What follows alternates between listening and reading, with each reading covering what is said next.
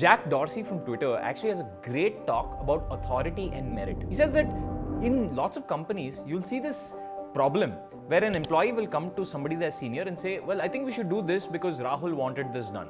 Or I think this idea is great because Rahul wants this idea done. And they keep name dropping somebody else's name and putting their idea next to it and saying that this idea has merit because this other person in authority wants it done. This signals a problem in the way the culture of the company is, because you're pushing ideas based on who suggested it rather than the merit of the idea itself.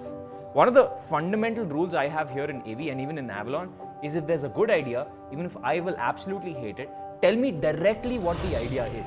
Because at the end of the day, I'm not your boss, the market is.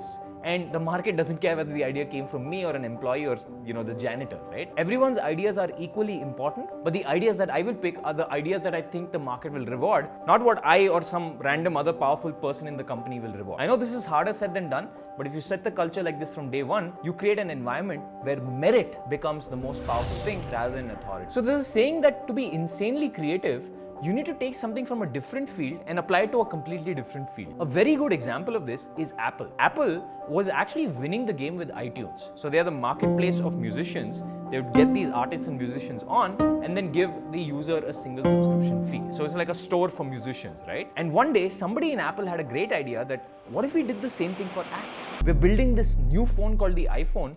What if we just had a repository of apps and we made this exact same iTunes model there? And as history would have it, the iPhone's app store is one of their revenue juggernaut. It makes so much money for them, they have no idea what to do with it. But this concept of taking an idea from one field to another also has its problem. Apple treats its developers the same way they treat their artists. Developers don't like being treated like artists. For example, Apple takes a very long time to review apps. They unnecessarily become a middleman between the user and the app developer. These are things that makes Apple very hated in the music industry and also makes them hated by the app developers who now think that Apple is an evil company. So, like I said, when you take an idea from one place to another, also see what parts are bad so you can chip it away before you transfer it over. So a lot of people, especially me, are late to meetings. And I think this is very common, right? The problem with being late on time is not being late on time. It's not the being late on time part. It's not informing the other people that you're going to be late. Very often, when I know I'm going to be late, when I just can't make it, I'd send a text, usually an hour or 2 hours in advance, saying, I can't make it at this time, this is the time I'll be able to make it. And if I can't make it, I just say I can't make it. I don't care what that person thinks of me, because I feel it is my responsibility to their productivity to not make them wait till the last minute,